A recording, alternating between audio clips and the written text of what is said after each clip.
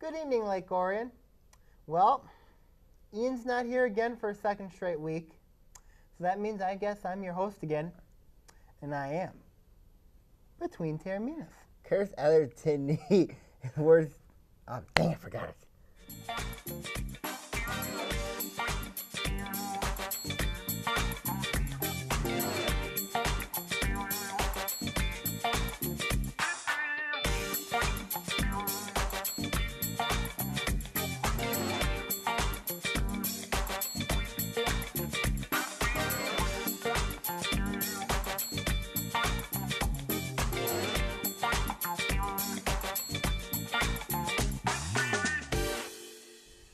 Yes, indeed, we are Between Taorminas here, as the promo says we are.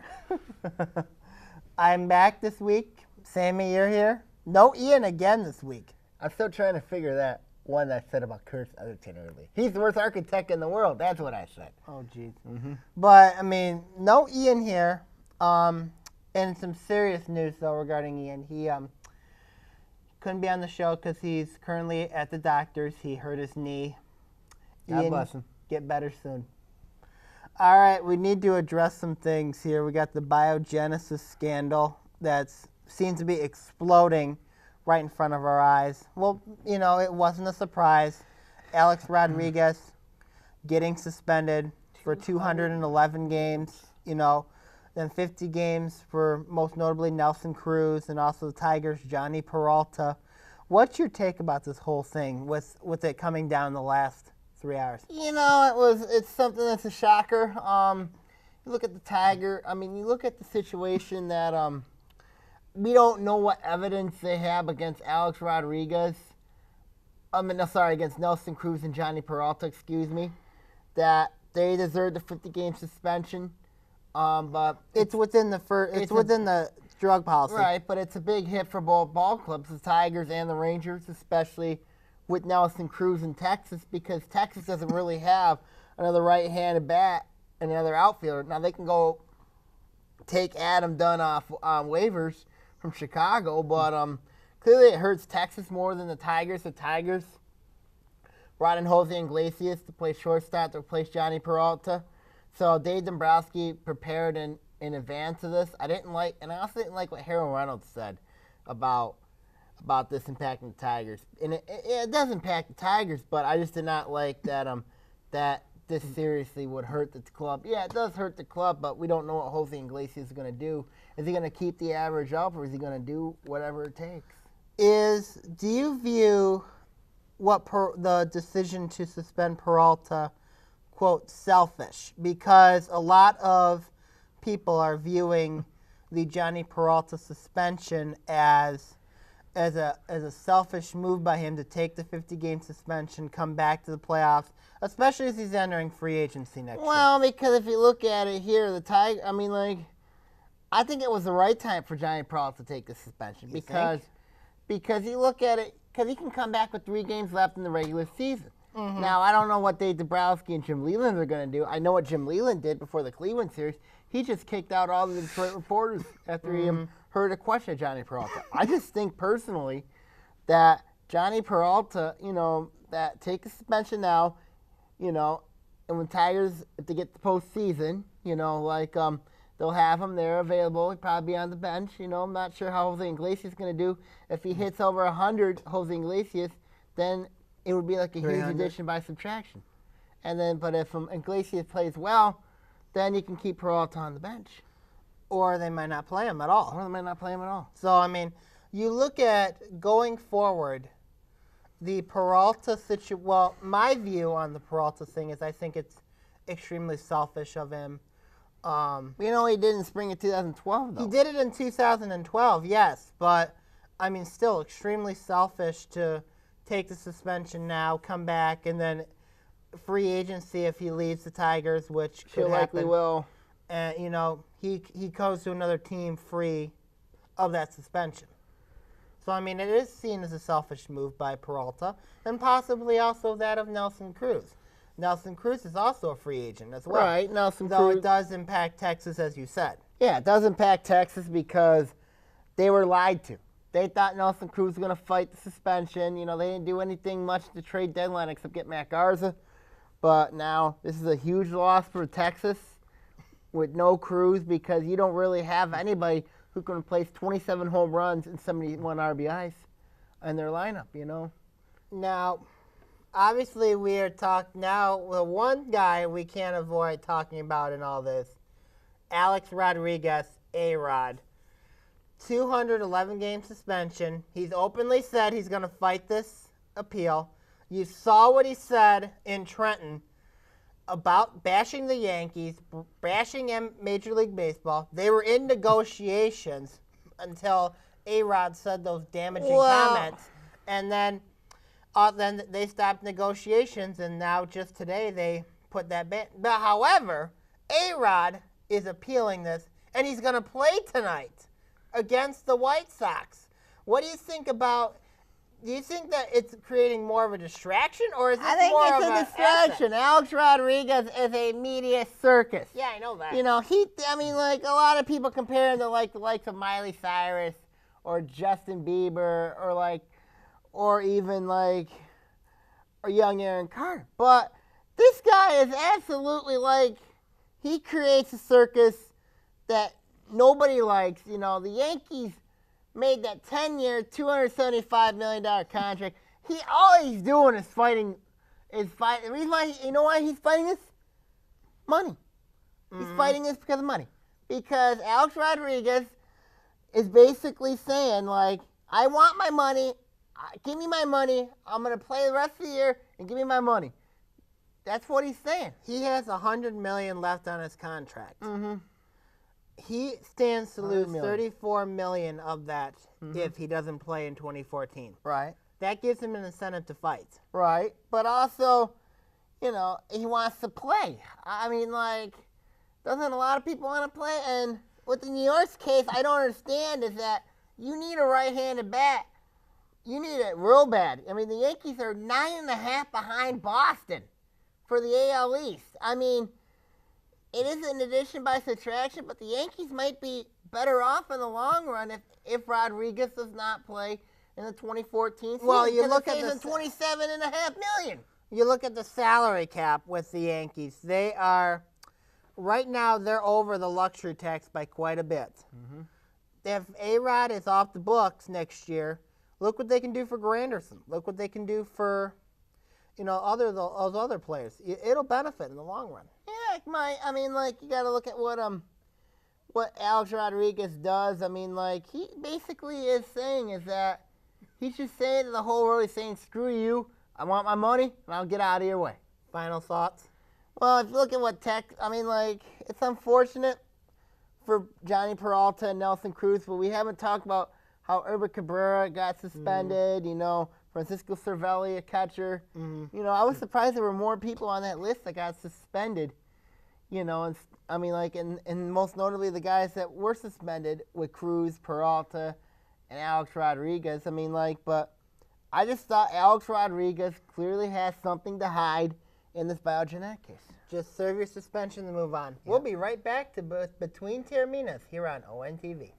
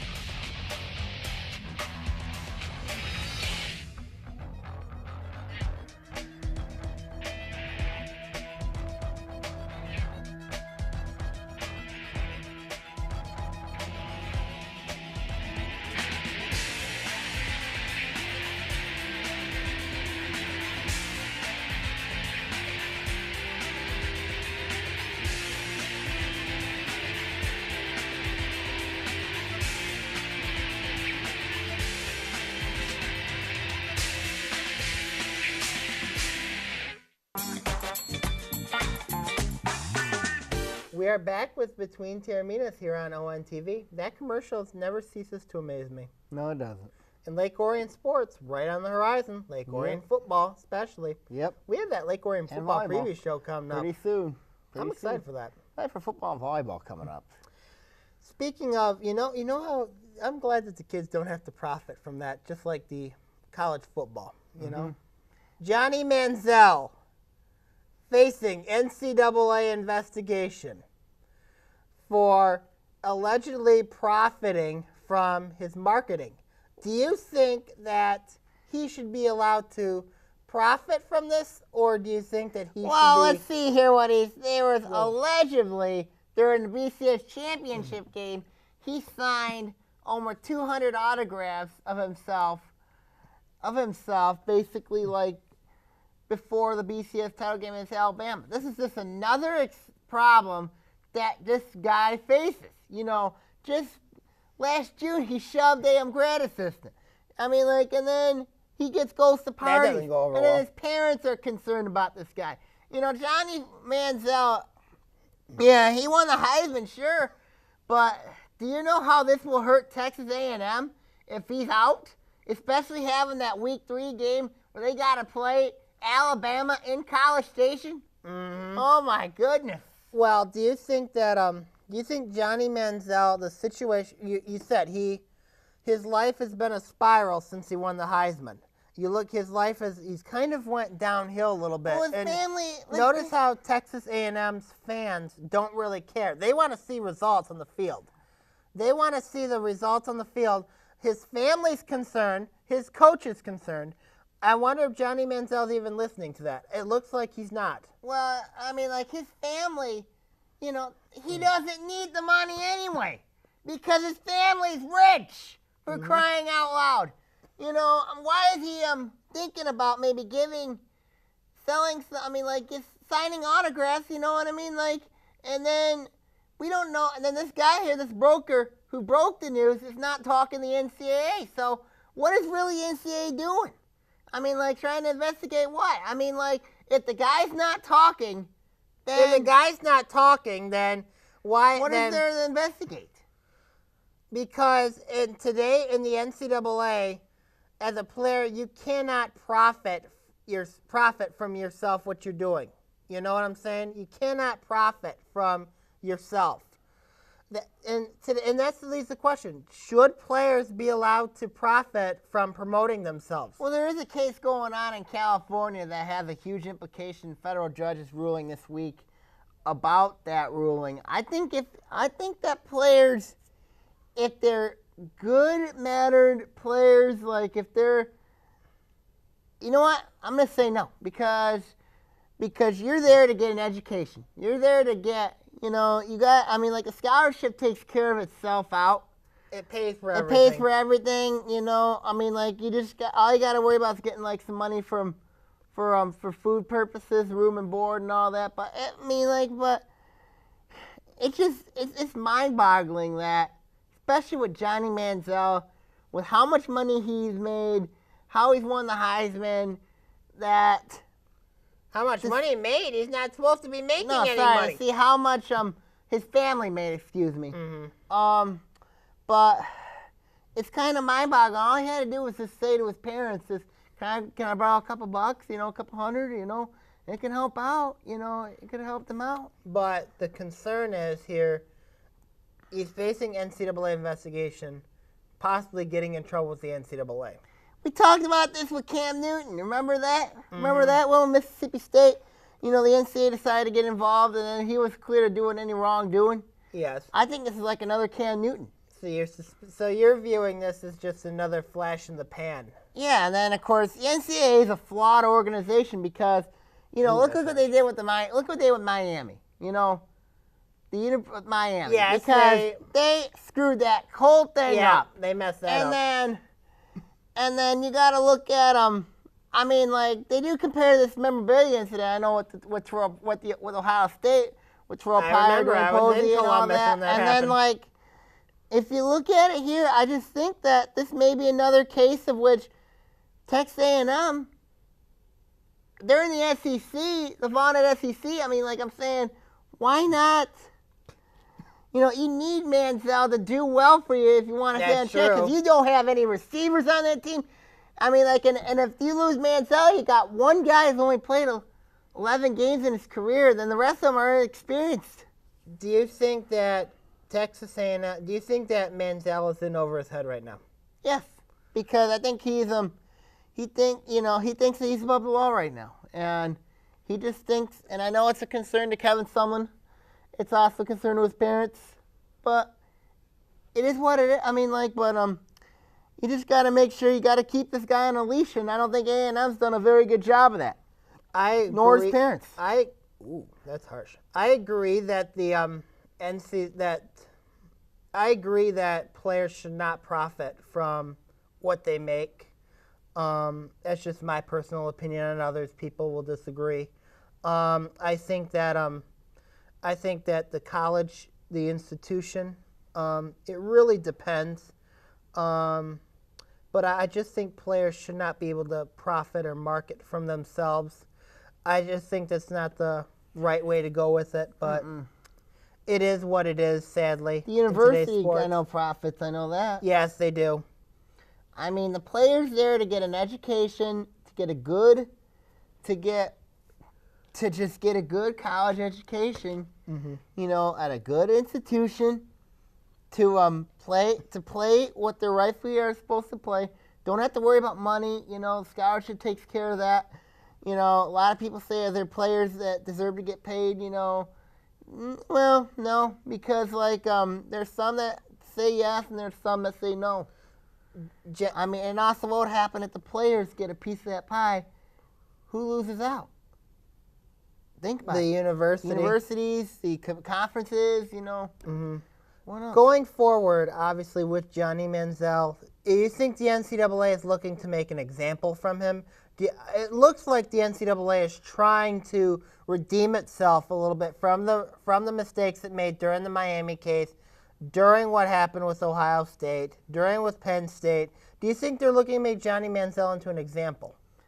Yeah, I think they're going to try to make him into an example. I thought the penalties that Penn State got, I thought were a little too harsh, especially with that especially with what Bill O'Brien did in his first year, with how limited the scholarships were. But I just think he did a great job for that. At Ohio State, of course, they went undefeated and they couldn't go to a bowl game because of Terrell Pryor and his friends. And then, I just think that the NCAA is trying to make an example of some of these players, that, no players don't deserve to get paid, but if Johnny Manziel is innocent, Johnny is innocent until proven guilty. But if he's guilty, Johnny Manziel should not be playing football this season at A&M.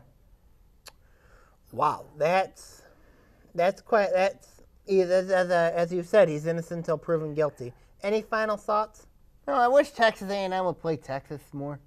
I wanted to return that rivalry. I think that'll be a good market value for bowl games. In a few years, it'll happen. I hope so. We'll be right back with Between Taorminas here on ONTV. We got Tigers to talk about, along with callouts, here on Between Taorminas on ONTV.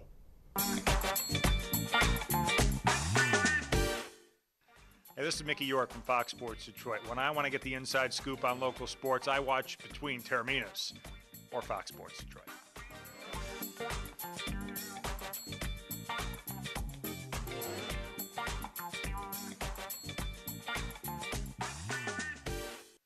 We own a Habitat home.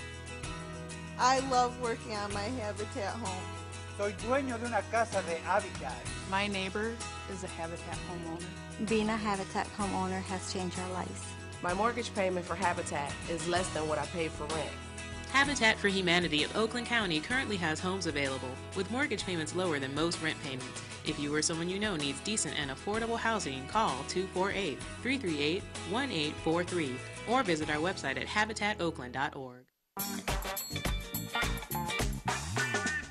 We are back with Between Taorminas here on ONTV. Tigers, big series tonight against Cleveland. They're up 3 games on the Indians. Both teams are hot. Cleveland. Both teams are hot. Both teams are on fire. What do you say? Who do you think's got the advantage in this matchup? I'm gonna go out on a limb. I'm gonna say Cleveland. Wow, you're nuts. Because they're right now rolling. You got Justin Maston's pitching well. Ubaldo Jimenez pitching well. Corey Kluber's pitching well. You know, and then you got Jason Kipnis, who's actually returning back to form. I think if you look at it, the Tigers, and of course Cleveland's bullpen's very, very good. The last they lead in shutouts. They lead 15 shutouts. They lead the league there, and their bullpen ERA is 2.22. Last 10 games. Yeah, but if you look at the Tigers have got Cabrera back. They went you don't know when Miguel Cabrera. They went 8-0 at home without, and most of those games were without Miguel Cabrera. What do you think about? I think that the Tigers are just fine, despite the loss of Peralta. The Iglesias move helps. You know, Prince is obviously in a slump, but I think that the Indians, if the Indians, I would say they need the series more than the Tigers, but I think if the Tigers can win at least 3 or 4, put the stranglehold on the Central, kiss it goodbye. Oh, wait a minute. You got Kansas City still there. Kansas City, I think, is going to try to make a run at this thing. Yeah, but Kansas City's been there way too late. They got a 5-game series coming up. I know that, but Kansas City's way too late. I think Kansas City still got an outside shot at this. They have an outside shot, but I think the Tigers have got for Cleveland's sake, you got the wild card. Mm-hmm. And if you got Tampa Bay still there, you got Boston there, you got New York, Baltimore, Texas. I mean, like, that wild card is all it's all messed up. But I think if you look at it here, the Tigers control their destiny. But they do. But if Tigers have been successful against Cleveland. I just think very successful, including you got Carlos Santana, you got Nick Swisher, who I think are going to have big series in this game. No, Santana's a young guy. Whatever. Yeah. Whatever. I think Cleveland. I think Tigers take at least 3 or 4. I would love to see Tigers sweep the Indians. I think it's going to be a split. If it's split, then I think it'll be a split. I think it'll be a split. All right, we're going to call out there. All right, I need to address some things here in regards. I was watching the Hall of Fame game last night, watching a good friend of mine and a fellow Lake Orioner alumni, class of 2008, Jeff Heath, number 38 of the Dallas Cowboys. I was hoping that I'd hear recognition. Number 38, Jeff Heath. You know what? We didn't get that. We might have. I don't know. Al Michaels. Why? Simple. Look. Why didn't you announce his name? Why didn't you announce Jeff's name? He played a great game. He had a great tackle on 4th down. He had a couple of great tackles as well. He played a great game in that safety position. He should be commended for it. He should be commended for it. Al Michaels, I did not hear any a word from you about Jeff and Al Hart. He just talked about the Hall of Famers. You didn't even focus on the game. What are you thinking, man? Yeah, you got yourself in the Hall of Fame. You know, woo! You should have focused on the game. I would have loved to hear you say Jeff Heath with that tackle. And he played a great game. Jeff, I applaud you. Congratulations. Al Michaels, shame. Well, I got another guy. I got a couple people here that are shames. Shame on you. The first one I'm going to say shame on you to is a steroid for Aroyd. Why? Why don't you accept your suspension? Instead, you want to fight. You want to fight. Now, I called you out before, a couple of years, a few months ago, saying you're a princess. You're a prima donna hypocrite.